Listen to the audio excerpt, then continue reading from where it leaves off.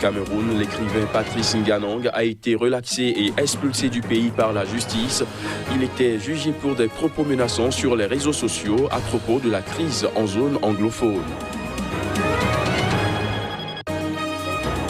En Tunisie, le président turc Recep Tayyip Erdogan en visite a été reçu par son homologue tunisien Beji Caïd Essebsi au palais de Carthage, près de Tunis. On en parle dans cette édition.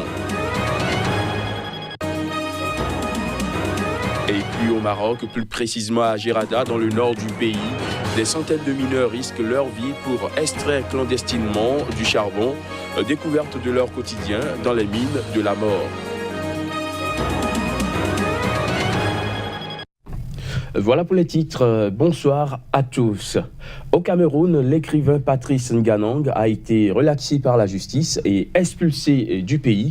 Arrêté le 6 décembre dernier, il a été jugé pour des propos menaçants sur les réseaux sociaux à propos de la crise en zone anglophone. Reportage. Patrice Nganang est désormais un homme libre.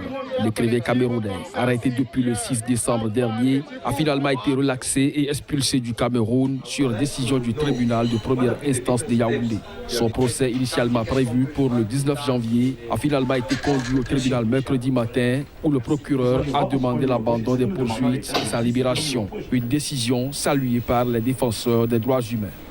C'est d'abord la joie parce que quand quelqu'un est incarcéré dans les pays, n'est-ce pas, non pas assez démocratiques, on ne sait jamais combien de temps vous passez derrière les barreaux. Donc c'est d'abord un sentiment de joie, mais c'est aussi un sentiment d'inquiétude pour d'autres activistes qui pourraient, n'est-ce pas, venir, n'est-ce pas, soutenir les libertés fondamentale dans notre pays. Une fois de plus, nous avons constaté que c'est l'exécutif, n'est-ce pas, la main de l'exécutif qui a pesé sur le judiciaire.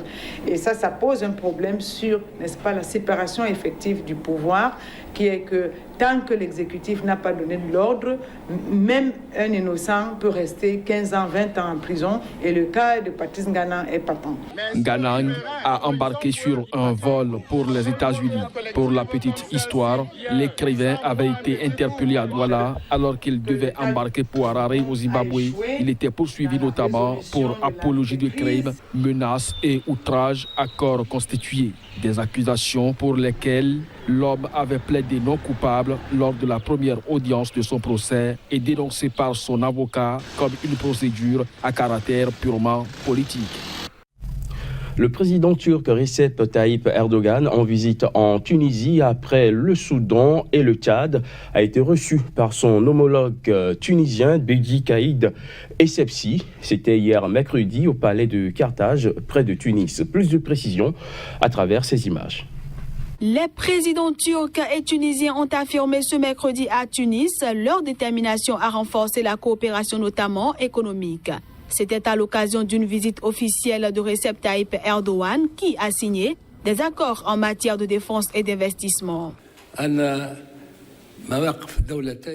Les positions des deux pays, la Tunisie et la Turquie, sont très similaires. Tout d'abord, nous avons affirmé à Tunis les liens robustes entre la Tunisie et la Turquie qui jouissent d'une longue histoire.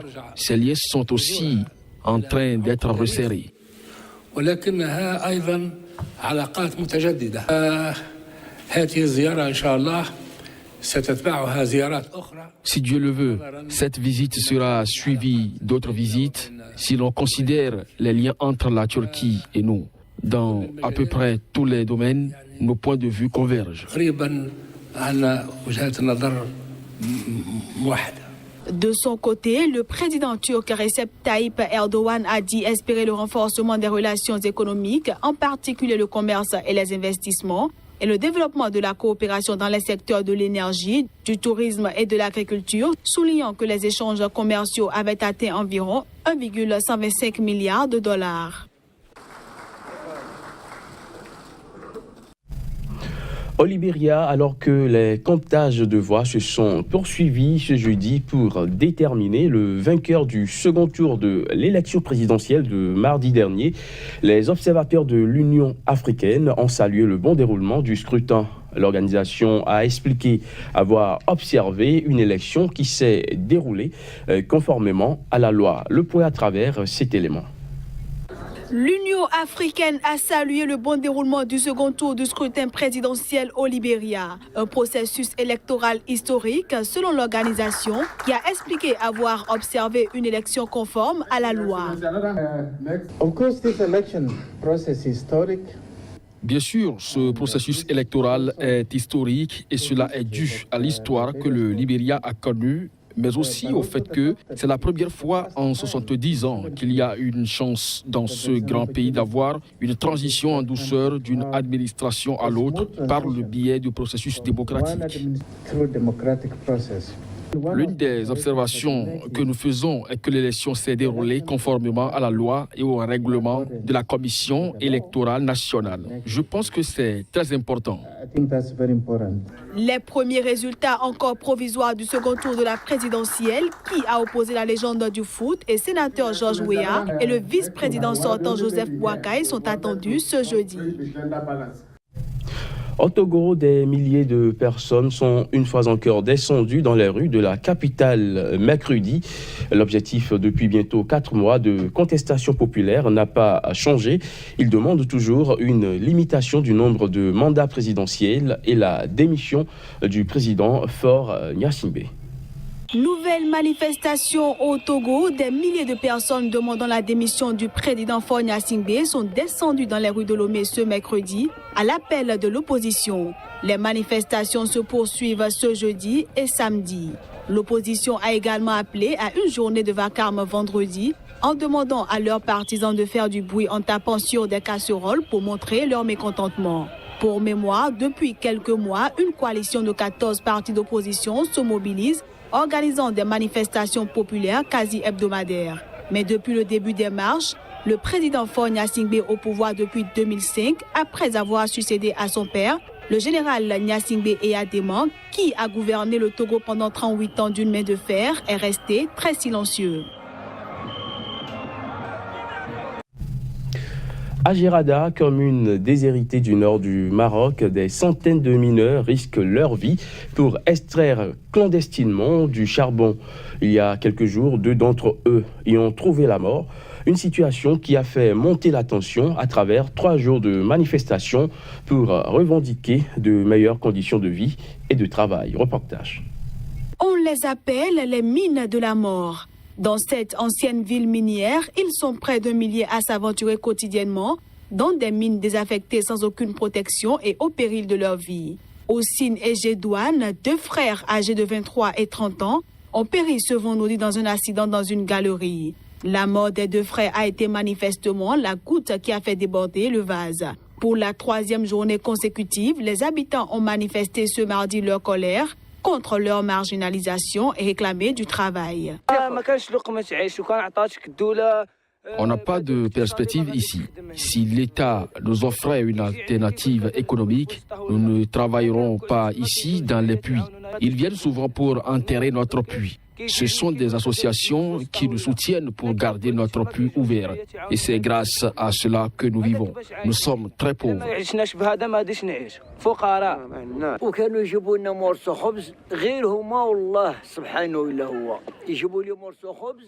Mes 2 fils me ramenaient un morceau de pain. C'était eux qui travaillaient à la maison. L'un d'eux me donnait assez d'argent pour vivre et le reste, il le versait à ses enfants. Aujourd'hui, je n'ai rien.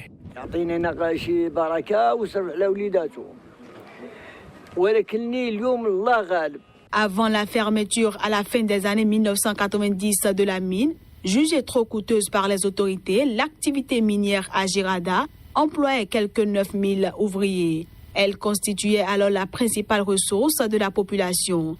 Mais depuis la fermeture, le nombre d'habitants est passé de 60 000 à moins de 45 000. Le chef du gouvernement marocain, Saad Eddine El Othmani, s'est dit disposé à recevoir les parlementaires de la région cette semaine ou la semaine prochaine pour débattre des problèmes que connaît la zone.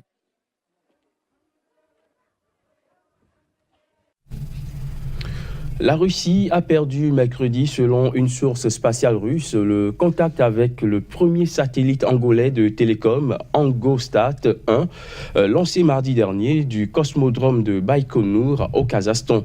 Cela fait craindre un nouveau revers un mois après la perte embarrassante d'un autre appareil. Les images. À peine lancé par la Russie, le premier satellite angolais ne répond déjà plus. En effet, la Russie a perdu le contact ce vendredi avec le premier satellite angolais de télécom lancé depuis le cosmodrome de Baïkonour au Kazakhstan. Les experts russes et angolais espèrent toujours pouvoir établir la liaison avec l'appareil, mais en attendant, cette perte pose des questions à la fois en termes de responsabilité et d'impact sur le programme spatial russo-angolais. Si elle se confirme, cette perte tombe mal pour l'industrie spatiale russe, qui entendait relancer la plateforme de lancement automatisée Sea Launch, là aussi avec une fusée ukrainienne. Notons que le coût de ce satellite est estimé à 280 millions de dollars. Ce journal se poursuit et nous sommes cette fois-ci au Malawi où le parc national de Liwonde a réintroduit de nouveaux guépards. Cela fait partie d'un programme de conservation visant à restaurer le parc national qui compte désormais 14 guépards. Reportage. Dans le but de restaurer le parc national de Liwonde, situé dans le sud du Malawi, de nouveaux guépards y ont été réintroduits. Avec cette nouvelle arrivée, le parc compte maintenant 14 guépards. En effet, il y a environ 5 mois, 4 guépards, à savoir 2 femelles et 2 mâles, ont été introduits dans le parc et 3 autres sont arrivés il y a 2 semaines grâce à un don du Wildlife Trust en Afrique du Sud. Dans le cadre du mandat pour gérer le parc national et le restaurer, nous avons entrepris un processus visant à réintroduire le guépard à Liwonde. Il y a environ 100 ans qu'il n'y a plus de guépard à Liwonde. African Parks a l'intention de réintroduire des lions dans le parc en février 2018.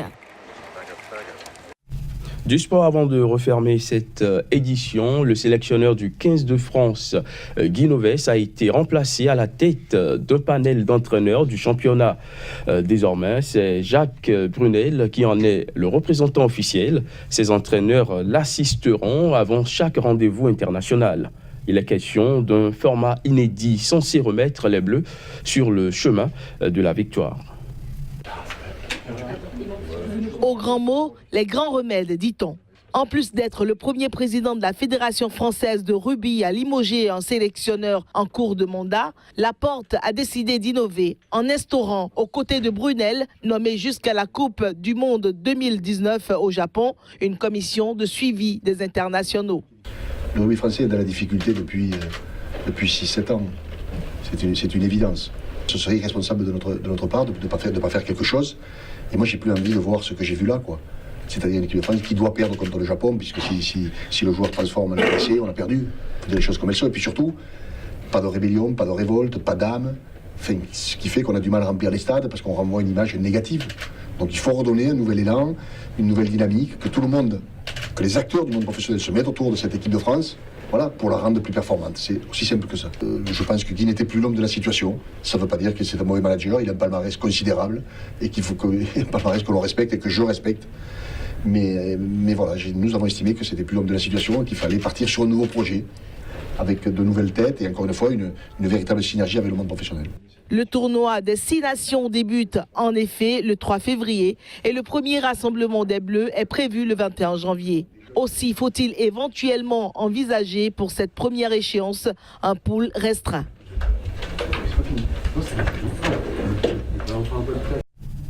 Fin de ce journal, merci de l'avoir suivi.